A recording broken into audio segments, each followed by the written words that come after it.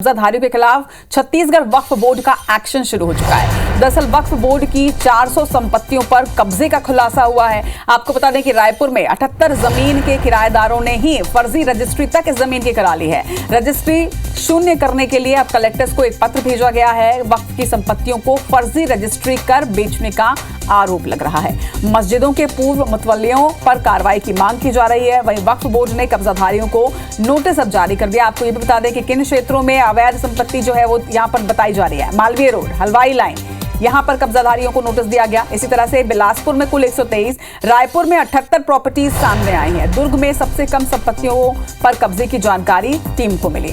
तो आपको बता दें कि इस बिल के सामने आने के बाद अब छत्तीसगढ़ में भी सर्वे किया गया और इस सर्वे में 400 संपत्तियों पर कब्जे का खुलासा हुआ है। छोटे मोटा आंकड़ा नहीं है ये। पूरे प्रदेश में 400 ऐसी संपत्तियां हैं वक्फ की जिस पर अवैध रूप से कब्जा किया गया है।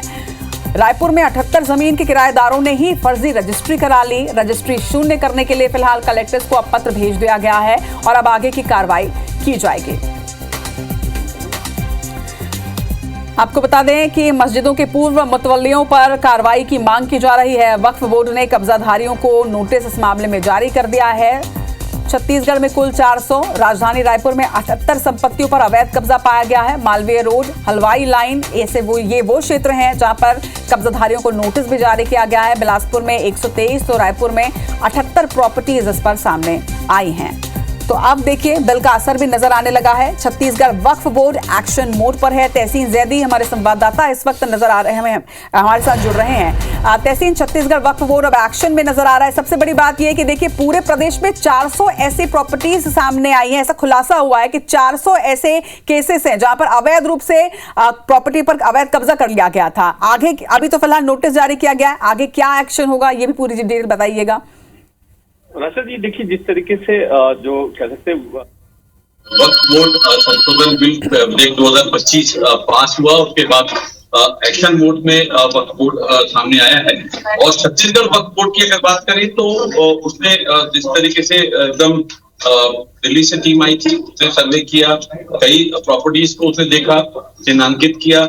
उसके बाद जो है अब एकदम जो कह सकते हैं कि एक बड़ी कार्रवाई छत्तीसगढ़ राज्य वक्फ बोर्ड ने यहाँ पे की है। और उसकी मालवीय रोड जो काफी प्राचीन बाजार है रायपुर का, और वहां पे करीब बोले तो 78 ऐसी दुकानें हैं जहाँ पे ये कब्जाधारी हैं, जो पूर्व मुतवल्ली थे, जो पूर्व जो लोग रहे हैं वक्फ के, जो कह सकते हैं जिम्मेदार लोग, उन लोगों ने वो रजिस्ट्री जो है ये भेज दिया, वो रजिस्ट्री करा दी गई। और हालांकि ये कहा जाता है कि छत्तीसगढ़ वक्फ बोर्ड में कि कोई संपत्ति जो है वो किसी भी तरह से ना बेची जा सकती और ना ही उसको किसी को दिया जा सकता।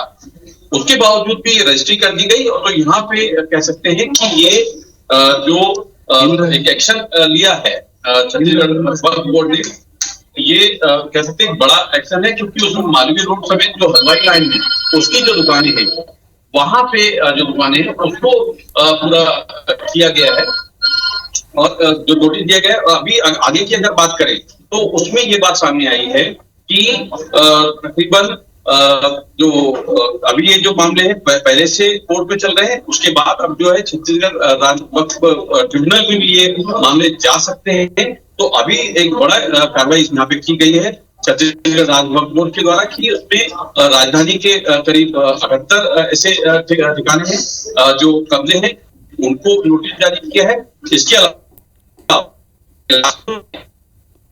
ऐसे कब्जाधारी लोगों को नोटिस जारी किया गया। और सबसे कम जो अगर बात करें तो दुर्ग में जो कब्जे किए गए हैं उनको नोटिस यहाँ पे जारी किया है। तो कुल मिलाकर कह सकते हैं कि करीब 500 करोड़ के आसपास की संपत्तियां जो अनुमानित जो उसकी मूल्यांकन किया गया है, तो ऐसे जो 400 संपत्तियां हैं उनको चिन्हांकित करके नोटिस समेत आगे की कार्रवाई जो है वो शुरू की गई है। इसके अलावा सभी कलेक्टरों को ये रजिस्ट्रियां जो है जो अवैध रूप से की गई थी प्राचीन टाइम में, उनको शून्य करने के लिए यहाँ पे पत्र लिखा गया है। और जो पूर्व मुतवल्ली जो या जो जिम्मेदार लोग थे वक्त के, उनके खिलाफ कड़ी कार्रवाई करने के लिए यहाँ पे निश्चित तौर पर अभी तो कार्रवाई शुरू की गई है, अभी तो नोटिस जारी किया गया है। आगे इस कार्रवाई पर लगातार नजर बनाकर रखेगा तहसीन। फिलहाल तमाम जानकारी के लिए आपका बहुत बहुत शुक्रिया। तो देखिए, एक तरफ पूरे देश में इसका विरोध किया जा रहा है, लेकिन पहले ही साफ कर दिया गया था कि वक्फ की प्रॉपर्टी पर जिस तरह से अवैध कब्जा है उसे ही इसे ठीक किया जाएगा। और अब देखिए 400 ऐसी जगहें सामने आई हैं, खुलासे हुए हैं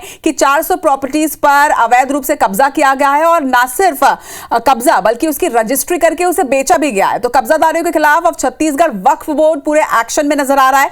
400 संपत्तियों पर कब्जे का खुलासा होने के बाद अब एक्शन लिया जा रहा है और अब नोटिस भेजा गया है। रायपुर में ही 78 जमीनों की फर्जी रजिस्ट्री कराई गई है, सभी को नोटिस भेज दिया गया है और आगे इस पर लगातार एक्शन लिया जाएगा। तमाम जानकारियां आप तक पहुंचाते रहेंगे लगातार।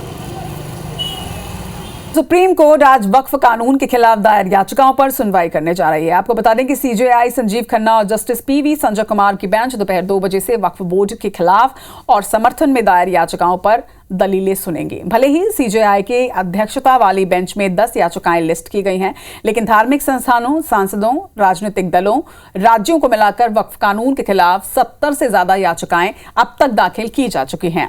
हालांकि हरियाणा, मध्य प्रदेश, महाराष्ट्र, राजस्थान, छत्तीसगढ़, उत्तराखंड और असम समेत 7 राज्यों ने सुप्रीम कोर्ट में याचिका देकर तर्क दिया कि वक्फ बोर्ड संशोधन अधिनियम 2025 की संवैधानिक वैधता बरकरार रखी जानी चाहिए।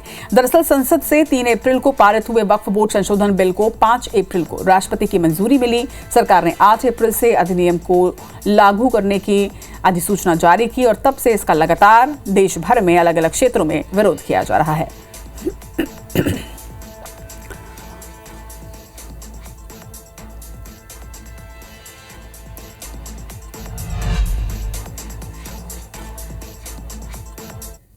वक्फ बिल पर जो पेटिशन है वो 2 बजे के लिए नोटिफाइड हुए ऑनरेबल चीफ जस्टिस की कोर्ट में। 2 बजे वो मैटर सुना जाएगा। दोनों रिटों पर हमारा आर्गुमेंट इतना सा है कि इसको सबसे पहले नोटिस किया जाए, एडमिट किया जाए। एडमिट करने के बाद इस पर हमने इंटरिम स्टे की मांग किया है। दैट मीन्स की इम्प्लीमेंटेशन पर स्टे किया जाए। क्योंकि ये जो पेटिशनर्स है वो किसी न किसी पॉलिटिकल पार्टी से संबंध है।